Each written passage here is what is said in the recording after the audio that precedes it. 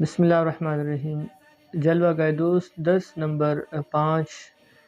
آج مرشد کامل کی علامات کا مختصر ذکر کیا جائے گا کہ وہ کون سی علامات ہیں جن علامات کی وجہ سے بندہ مرشد کامل کی مسند پر بیٹھ سکتا ہے۔ سید مرشد خواجہ محبوب سجن سائی نے فرمایا کہ مرشد کامل کی علامات اسی لیے ضروری ہیں تاکہ ہمیں پتہ چلے کہ کون پیر کامل ہے اور کون رسمی مرشد ہے۔ اکثر لوگ رسمی پیروں کے ہتھے چڑھ جاتے ہیں اور فائدے کے بجائے انہیں نقصان اٹھانا پڑتا ہے۔ اسی لیے مرشد کامل کی علامات کا جاننا انتہائی ضروری ہے تاکہ ہمیں پتہ چلے کہ اس دور میں، اس فتنہ فساد کے دور میں کون مرشد کامل ہے اور کون رسمی پیر ہے۔ اس عنوان پر سید مرشد خواجہ محبوب سجن سائیں سب سے پہلی بات یہی فرماتے ہیں، اور اس بات کو خواجہ دوست محمد قندھاری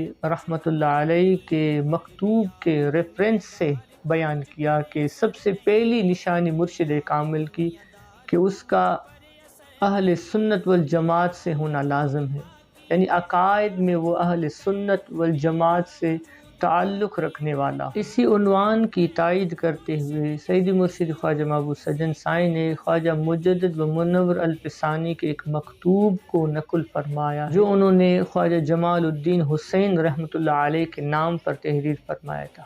3 نشانیاں مرشد کامل کی ان میں درج کی گئی۔ سب سے پہلی علامت کہ مرشد کامل اہل سنت والجماعت سے ہونا چاہیے، یعنی اس کے عقائد اہل سنت کے ہوں۔ دوسری علامت کہ وہ فقہی مسائل، شرعی احکام کا جاننے والا ہو اور اس پر عمل پیرا ہو۔ تیسری علامت یہ کہ وہ صوفیاء کرام کے طریقے پر چلنے والا ہو۔ خواجہ صاحب فرماتے ہیں کہ جس شخص میں یہ 3 چیزیں باقی ہیں تو وہ ایک بڑے فائدے اور کامیابی کی طرف گامزن ہے، اور جس شخص میں یہ 3 چیزیں نہ رہی وہ گویا کہ خسارے سے دوچار ہے۔ حاجی دوست محمد قندھاری رحمۃ اللہ علیہ مزید اسی مکتوب میں وضاحت فرماتے ہیں کہ وہ مرشد کامل مقامات 10 کا حامل ہو، یعنی توبہ، رجوع اللہ، زہد یعنی دنیا سے انقطاع، تقوی، پارسائی، صبر و شکر، رضا و تسلیم، یہ ساری چیزیں اس مرشد کامل میں ہونی چاہیے۔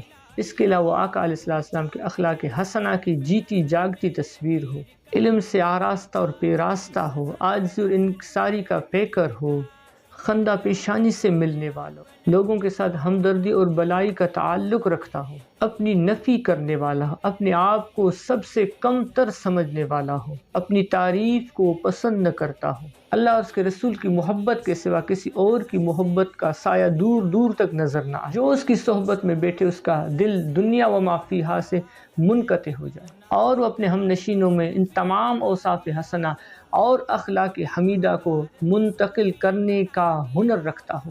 بد اس کی صحبت میں بیٹھے تو نیک ہو جائے، غیر عامل عامل بن جائے، تمام امورات مشتبہات یعنی جن میں شک اور شبہ ہے ان سے اپنے آپ کو بچاتا رہے، اور غفلت سے کوسوں دور رہے، ہر وقت اپنے رب کی یاد سے اس کا دل مچلتا رہے، اور جو اس کے ساتھ تعلق قائم کرے اس کے دل کی بھی غفلت دور ہو جائے۔ اسی کا نام مرشد کامل ہے۔